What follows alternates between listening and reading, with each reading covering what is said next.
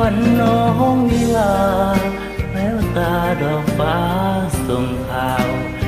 บอกให้รู้เรื่องราวว่าน้องสาวจะเข้าวิวา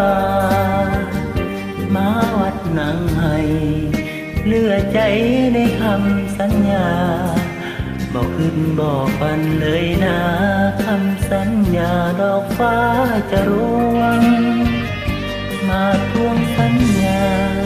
ให้รู้ว่ามาเจ็บปวดให้รู้ว่ามันร้าวรวดเจ็บปวดเกินใจจะทนบนทางสัตย์ซื่อมาหรือจะกล้าเบี่ยวคนดอกฟ้าคือน้องหน้ามนสั่งลืมคำบนสาบานคำมันหักพังสลายมาวัดกลายเป็นม้าไม่เห่าเฝ้าวัดด้วยความซึมเศร้าบ่กินหอดเขาบ่เว้าน้ำไผ่เหลือใจหลายเด้ดอกฟ้าหันเหไปรักคนใหม่สั่งคนที่สัญญาไว้เหตุใดจังใดดอกฟ้าของพี่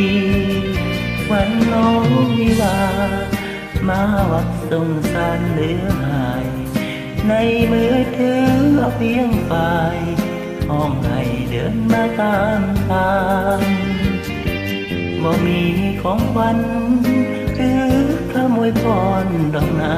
ำมีเพียงสัญญาห่างๆมามอบให้นางล้างคำสัญญา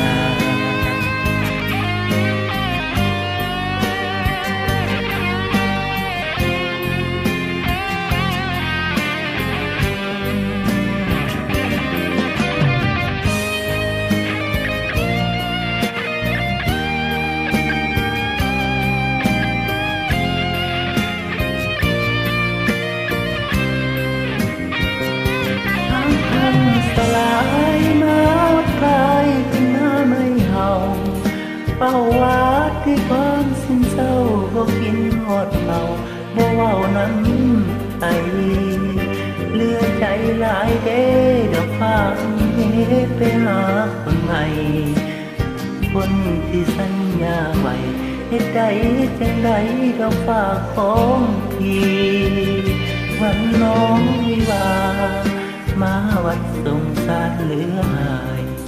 ในมือถือเอาเพียงฝ่ายห้องให้เดินมาตามทางบ่มีของขวัญหรือคำอวยพรดอกนางมีเพียงสัญญาห่างๆมามอบให้นางลา